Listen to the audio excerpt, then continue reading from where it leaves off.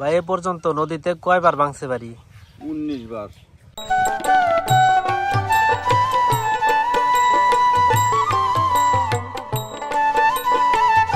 আসসালামু আলাইকুম। আজকে আপনারা দেখতে পাচ্ছেন চরাঞ্চলের বৈচিত্র্যময় জীবনযাপন। ভোরের আলো তখনও পুরোপুরি ছড়িয়ে পড়েনি।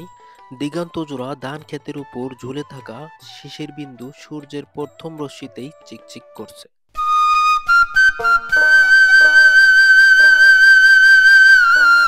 দিন দিন নদীর পানি শুকিয়ে যাচ্ছে। কাদাযুক্ত মেঠো পথ দিয়ে হেঁটে যাচ্ছি। দুপাশে গম ক্ষেত, মাঝখান দিয়ে আঁকাবাঁকা রাস্তা। দূরে দেখা যায় একজন কৃষক কাঁধে লাঙ্গল, হাতে গরুর দড়ি নিয়ে মাঠের পথে হাঁটছেন। গ্রামের এই সকালের দৃশ্য যেন এক জীবন্ত ছবির মতো। কৃষক সকালবেলা মাঠে গরু চড়াতে এসেছেন। গরুগুলো আপন মনে এদিক ওদিক ছুটে চলেছে। গ্রামের মাটির গন্ধটা অন্যরকম। শহরের ধোঁয়া আর কনক্রিটে যে গন্ধ পাওয়া যায় না, বৃষ্টির পর সেই ভিজে মাটির ঘ্রাণে এক ধরনের শান্তি মিশে থাকে। ভোরের হালকা বাতাসে তাদের পাতাগুলো দুলছে, যেন তারা গ্রামের ছন্দের সঙ্গে নাচছে। এখন আমি এমন একটি বাড়িতে এসেছি যার বাড়িটা নদী গর্ভে বহুবার বিলীন হয়ে গেছে। এখন তার গল্প শুনবো। ভাই এ পর্যন্ত নদীতে কয়বার ভাঙছে বাড়ি? 19 বার। 19 বার। হ্যাঁ। এই নদী ভাঙ্গার একটু গল্প শুনি তোমার কাছ থেকে। এইটা ভাঙিয়ে গেছি, প্রথম গেছি কারালতলি। কারালতলিতে ভাঙিয়ে এসে আবার চরে আইছি। চরে থা আবার ভাঙিয়ে গেছি চরকাটারি। চরকাটারিতে ভাঙিয়ে আবার গেছি লিজনপুর। এটা কয় নাম্বার বাড়ি? এইটা হে আগে গন্ডগোলের পরে এখানে বাড়ি করছিলাম। এই গন্ডগোলের পরে আবার এই জায়গা আবার সাবেক জায়গায় আইছি। এই জায়গা কয় বছর ধরে আসা হয়েছে? এই জায়গা আজকে মোটামুটি 6 বছর। চরাঞ্চলে মানুষের যে ভাঙ্গার পর দূরে যায় না কেন, স্থায়ী একটা বাড়ি করে না? এর কারণটা কি? চর ছাড়তে চায় না? মনে করো কত আছে মাতৃভূমির বাসা ছাড়তে পারে না, মানে টাকা পয়সা শর্ট, কোথায় যাইব? টাকা পয়সা শর্ট দিয়ে তো মনে করেন যেখানে যাওয়ার সুযোগ পাই সেই জায়গায় হে বাড়ি করে। এই জায়গায় মনে করো আমার পোলা পানি তো ঢাকায় যায় না, তা করে এই জায়গায় চলাফেরা করতে করতে তা করে একটা সুযোগ এসে বাইরে গেলে তা করে ভালো লাগে না। খুবই চমৎকার একটি সজনে গাছ, খুবই সুন্দর গাছ। এই গাছের গুণাগুণ রয়েছে অনেক। এখন দেখতে পাচ্ছেন চরাঞ্চলের গৃহস্থ বাড়ি। এখানে গরুকে খাবার খাওয়ানো হচ্ছে। আর চরাঞ্চলের প্রায় বাড়িতেই কিন্তু গবাদি পশু পালন করে থাকে। এই গবাদি পশু পালন করেই কিন্তু চরাঞ্চলের মানুষ স্বাবলম্বী হয়ে উঠেছে। 80-90 দশকের মতো শান্তিময় পরিবেশে বসে আছেন চরাঞ্চলের গৃহস্থরা। বিশাল যমুনা নদী, সেই যমুনা নদী পেরিয়ে আমরা যাচ্ছি চরের উদ্দেশ্যে। চরাঞ্চলের মনোমুগ্ধকর প্রাকৃতিক দৃশ্যগুলো দেখলেই শান্তি লাগে। এখানে ছোট ছোট ছেলেমেয়েরা নৌকা সেচার কাজে ব্যস্ত হয়ে পড়েছে।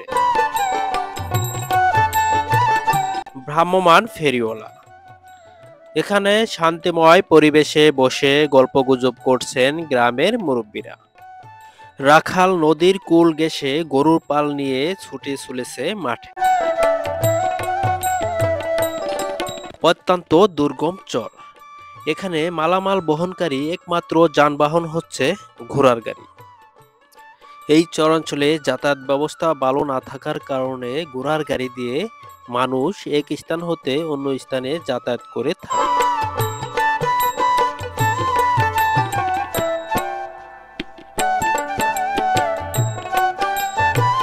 অনেকেই মাছ ধরার কাজে ব্যস্ত। আর এই প্রত্যন্ত দুর্গম চরে ঘোড়া দিয়েও কিন্তু জমি চাষ করে বাদাম বোনা হয়ে থাকে। এখানে বাদাম বোনা হচ্ছে, ঘোড়া দিয়ে মই দিচ্ছে কৃষক। এই গুঁড়া দিয়ে মই দেওয়া বা হাল চাষ করা কিন্তু সব জায়গায় দেখা যায় না।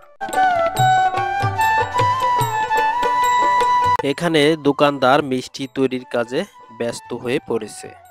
মিষ্টিগুলো দেখতেও খুবই সুন্দর। এটি বাজারের একটি মুদি দোকান। এখানে ভ্যারাইটি জিনিসপত্র সুলভ মূল্যে ক্রয় বিক্রয় করা হয়ে থাকে। এখানে রয়েছে বিশাল বড় বড় সাইজের কড়াই। এই কড়াই দিয়ে ধান সিদ্ধ করে থাকে গ্রামের মানুষ। আমাদের শহরাঞ্চলের বাড়ি। এখান থেকে কাকা যে কুমড়া কাটছে। কাকা দেখাও কুমড়া কয় টাকা পিস বিক্রি করবে? 25 টাকা 30 টাকা। এই যে আমাকে বাজার। গাছের কুমড়া নিয়ে ভোরবেলা বাজারের দিকে রওনা হচ্ছে গৃহস্থ। রাস্তার পাশে বাড়িগুলো দেখতেও বেশ চমৎকার। সামনে দেখতে পাচ্ছেন চাল কুমড়া। এখানে জাংলায় ধরেছে খুবই চমৎকার বড় বড় সাদা কুমড়া।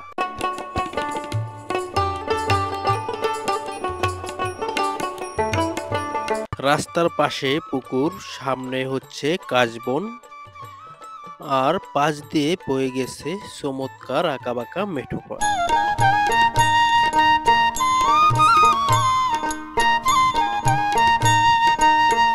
এখানে দেখতে পাচ্ছেন টাটকা ফ্রেশ মাছ। মাছ নিয়ে জেলে যাচ্ছে বাজারের উদ্দেশ্যে। সামনে দেখতে পাচ্ছেন বাজার।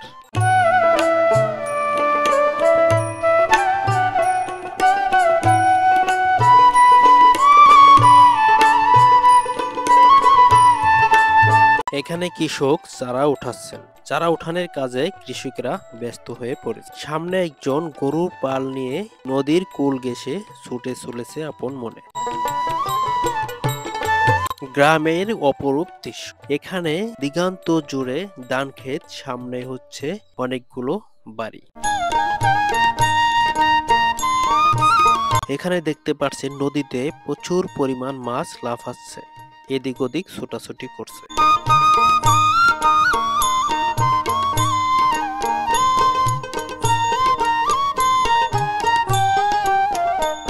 গ্রামের কৃষকেরা চাপা পড়া মাটিগুলোকে আগলা করে দিচ্ছে, যাতে ধানগুলো খুবই তাড়াতাড়ি বেড়ে উঠতে পারে।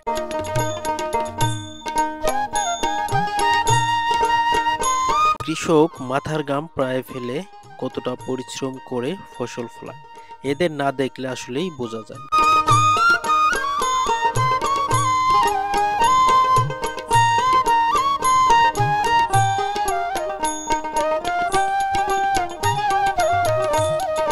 এখন দেখতে পাচ্ছেন ভূতের মোড় খেয়াঘাট।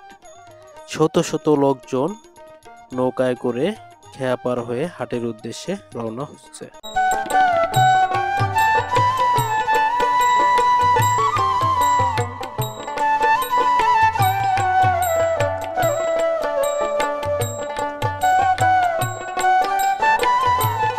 নদী ভাঙ্গন এলাকার মানুষের নদী গর্ভে বিলীন হয়ে যাওয়া ঘরবাড়িগুলো নিয়ে যাচ্ছে।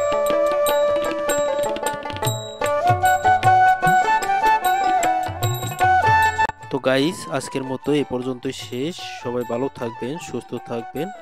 সবাইকে ধন্যবাদ।